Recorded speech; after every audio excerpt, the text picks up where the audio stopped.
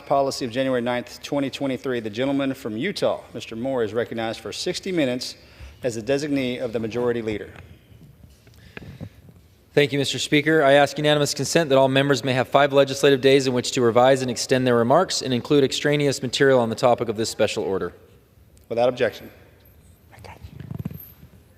Thank you, Speaker. House Republicans are addressing important issues affecting Americans across the country. This week, we passed legislation out of the Energy and Commerce Committee to stop the Biden administration from imposing further regulations on home appliances and pushing their rush to green energy agenda that squashes consumer choice. I can't believe we have to even say that in the U.S. House of Representatives, that we have to even deal with this type of nonsensical policy. But it's an important thing to do and be able to push back on this again, rush to green energy agenda that makes no sense.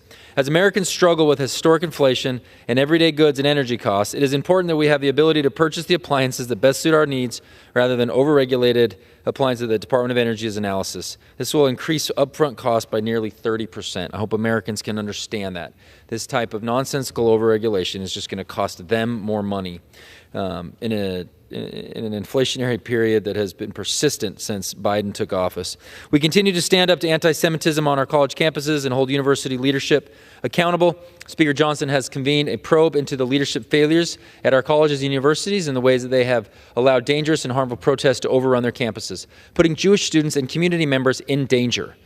We will not stop until Jewish students feel safe on their campuses. Again, this is a basic fundamental right. And last week, the House Committee on Homeland Security released documents that identified over 45 airports throughout the nation that have been used by the Biden administration to secretly fly over 400,000 illegal immigrants into the United States, from Miami to Los Angeles, from Washington to Chicago. As this crisis at our southern border continues to wreak havoc on our communities, this is unconscionable. President Biden's failed border policies have only further jeopardized our national security and risked the safety of our neighborhoods. I'm grateful for my colleagues to be focused on these key important issues, and for today, for them to join me this evening briefly, and I will yield first to the gentleman, my colleague from Utah. I will yield to him so much time as he may consume to share his